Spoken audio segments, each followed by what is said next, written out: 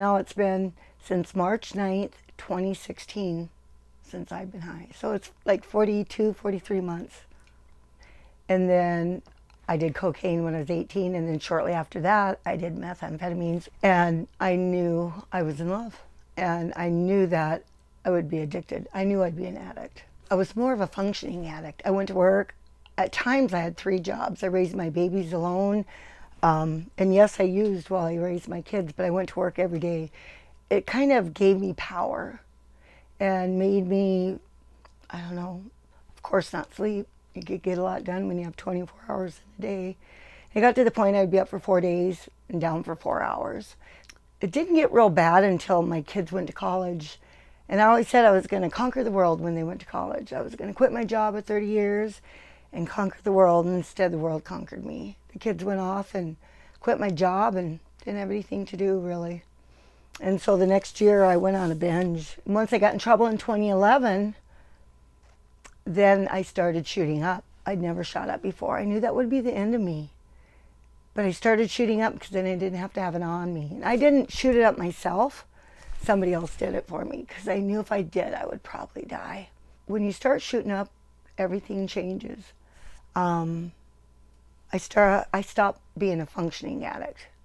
You know, my life evolved around drugs.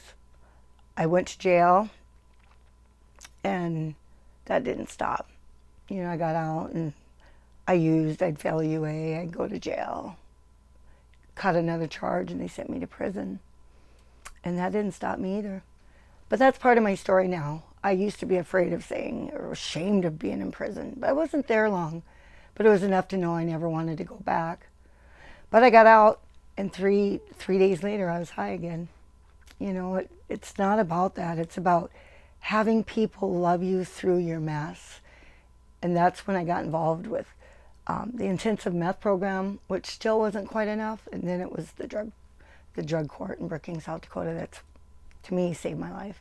I spent a good year, total time, away from my home, away from my family. I just got really sick and tired of being in jail, of being in a courtroom. I just got sick and tired of calling my boys, telling them, guess what, I'm in jail. Calling my mother, disappointing my mother.